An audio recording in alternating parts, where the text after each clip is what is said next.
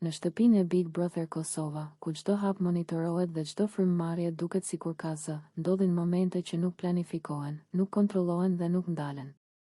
Janë momentet kur ndjenjat dalin nga kornizat e lojës dhe bëhen më të forta se çdo strategji. Pikërisht këtu, mes mureve të kësaj shtëpie, Alba dhe Limi vazhdojnë të ndezin temperaturat, duke e kthyer afërsinë e tyre në një zjarr që nuk fshihet më. Fillimisht, ishte vetëm një shikim më i gjatë se zakonisht. Pastaj një buzëqeshje që zgjaste pak më shumë.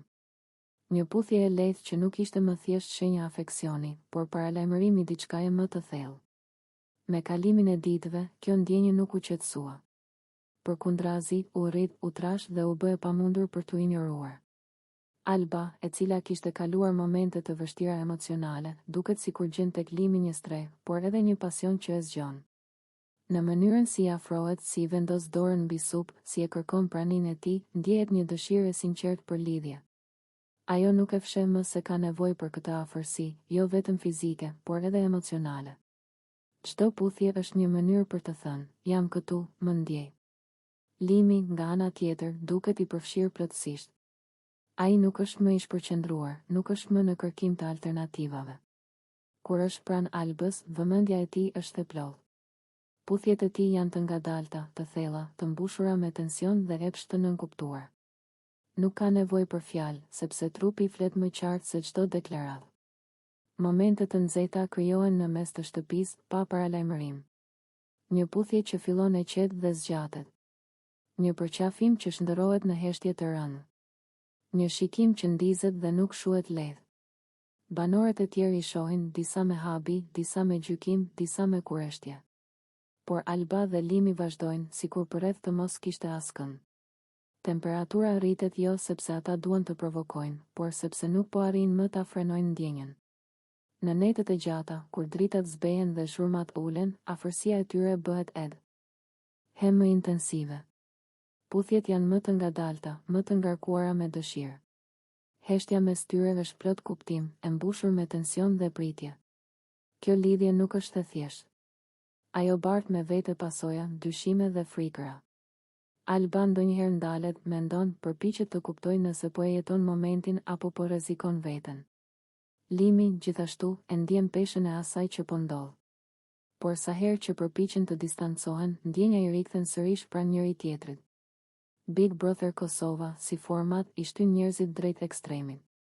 Dhe Alba me Limin janë pikërisht aty, në kufirin mes kontrollit dhe dorëzimit. Afërsia e tyre është bërë pjesë e përditshmërisë së shtëpisë. Nuk është më thash e them, por realitet i dukshëm. Çdo puthje është një deklaratë e heshtur, nuk po ndalemi. Këto momente të nxehta nuk janë vetëm për epsh. Janë për nevojën për të ndjerë i dëshiruar, i pranuar, i zgjedhur. Janë për atë ndjesi që, edhe në një shtëpi plot kamera, arrin të krijosh një botë të vogël vetëm për dy vë. Kur temperatura rritet dhe ndjenjat dalin nga kontrolli. Shtëpia e Big Brother Kosova është ndërtuar për të vënë njerëzit në provë, durimin, karakterin dhe ndjenjat. Por ndonjëherë, ajo bëhet skenë e diçkaje që nuk planifikohet dot, afrimit njerëzor që shpërthen pavarësisht rregullave, kamerave dhe gjykimeve. Pikërisht në këtë realitet, Alba dhe Limi vazhdojnë të ndezin temperaturat e shtëpisë, jo me fjalë të mëdha, por me puthje, shikime dhe një tension që ndihet në ajër. Afrimi i tyre nuk është më sekret. Çdo lëvizje, çdo qëndrim pranë njëri tjetrit, çdo heshtje e gjatë flet më shumë se sa deklaratat e hapura. Ata nuk kanë nevojë të shpallin asgjë, ndjenja e tyre është e dukshme. Në korridore, në obor, në qoshet të shtëpisë, sytë takohen dhe shkputen me vështirësi. Puthjet e tyre, të shpeshta dhe të ngarkuara me emocion, nuk janë thjesht shfaqje afeksioni, por shprehje e një tërheqjeje që nuk po arrin ta frenojnë. Alba duket më e gjallë, më e pranishme. Pas ditëve të vështira dhe pasigurive, ajo gjen të Limi një ndjenjë sigurie dhe dëshire që i rikthen energjinë. Në mënyrën se si e shikon, në mënyrën se si afrohet, ndjehet një pasion që nuk kërkon leje. Për të, kjo afërsi është një arratisje nga frika dhe një përqafim i momentit. Limi, nga ana tjetër, duket sikur ka hequr mburojat. Ai nuk fshihet më pas paqartësive apo vendimeve të lëkundura. Kur është pranë Albës, ai është i drejtë për drejtë, i fokusuar, i dorëzuar ndaj ndjenjës. Puthjet e tij nuk janë të shpejta apo sipërfaqësore, ato mbajnë një intensitet që tregon se epshi dhe afërsia emocionale janë ndërthurur. Shtëpia reagon. Banorët e tjerë e ndjejnë ndryshimin e energjisë. Disa shohin me kureshtje, disa me skepticizëm, të tjerë me gjykim. Por Alba dhe Limi duket se nuk ndalen. Jo sepse duan vëmendje, por sepse ndjenja e tyre ka kaluar pikën ku frika e mendimit të tjetrit ka peshë. Kur janë bashk, bota përreth zbehet. Momentet të nxehta krijohen jo nga veprime të mëdha, por nga afërsia e vazhdueshme. Një puthje e gjatë në mes të shtëpisë, një përqafim që zgjet më shumë se zakonisht, një buzëqeshje që shndërrohet në heshtje të ngarkuar. Është ajo heshtje që flet për dëshirë, për epsh të nënkuptuar, për një ndjenjë që kërkon shprehje. Këto momente nuk janë pa pasoja. Çdo afrim i tyre kthehet në temë diskutimi, çdo puthje interpretohet. Por ata vazhdojnë. Sepse për ta, kjo nuk është strategji, por reagim i natyrshëm. Është zgjedhja për të jetuar ndjenjën në moment, edhe nëse ajo ndes debatet dhe rrit presionin. Në netet e gjata, kur shtëpia qetësohet dhe zërat ulen, tensioni mes tyre ndihet edhe më fort. Afërsia bëhet më intime, puthjet më të ngadalta, shikimet më të thella. Nuk ka nevojë për fjalë. Trupi flet, emocionet udhëheqin dhe kufit mes miqësisë dhe pasionit janë tashmë të shkrirë. Kjo histori mes Albës dhe Limit nuk është thjesht për momente të nxehta. Është për mënyrën se si ndjenjat rriten në një ambient që nuk i fal.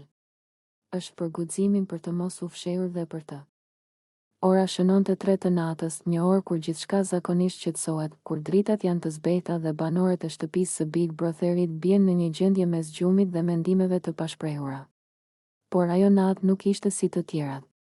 Papritur, interneti u ndërprer dhe kanalet Big Brother 1 dhe Big Brother 2 Kosova u bllokuan pa asnjë paralajmërim.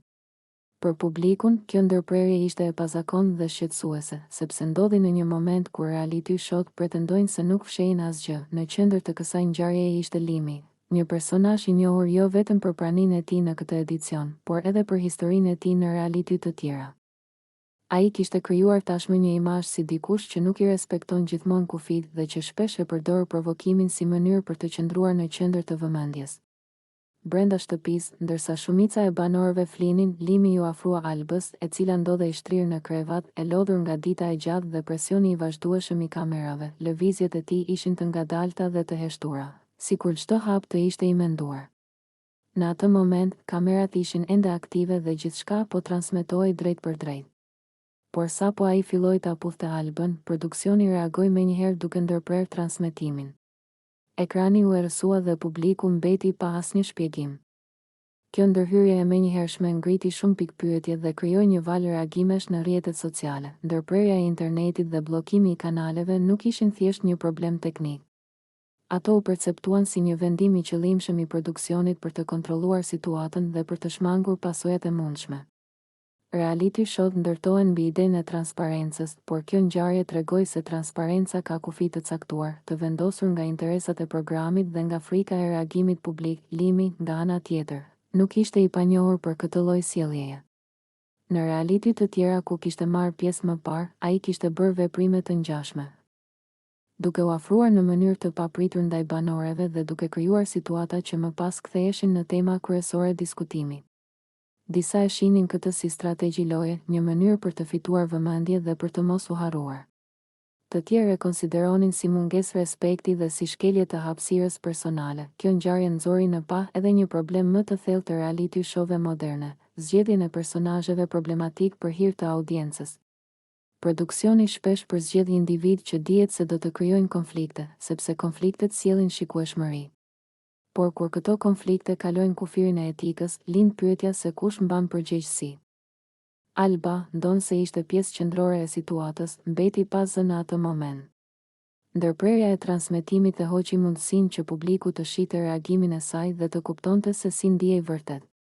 Kjo heshtje e imponuar krijoi një narrativ të cunguar, ku publiku u detyrua të mbështetej në thashetheme dhe interpretime.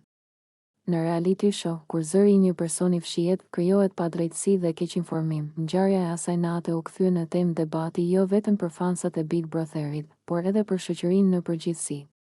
A duhet të transmetohet gjithçka në emër të realitetit, apo duhet të vendosen kufi të qartë? Dhe nëse vendosen kufi, a është e drejtë që ato të zbatohen duke fshehur të vërtetën nga publiku? Në fund, kjo natë tregoi se Big Brother nuk është thjesht një lojë mes banorëve, por një mekanizëm kompleks ku ndërthuren interesat e produksionit, sjelljet e banorëve dhe reagimet e publikut. Limi, me historinë e tij të përsëritur në reality të ndryshme, u bë simbol i një problemi që vazhdon të përsëritet, përdorimi i provokimit për famë. Ndërsa ndërprerja e transmetimit tregoi se edhe realiteti më i ekspozuar ka kufi që nuk i vendos e vërteta, por interesi.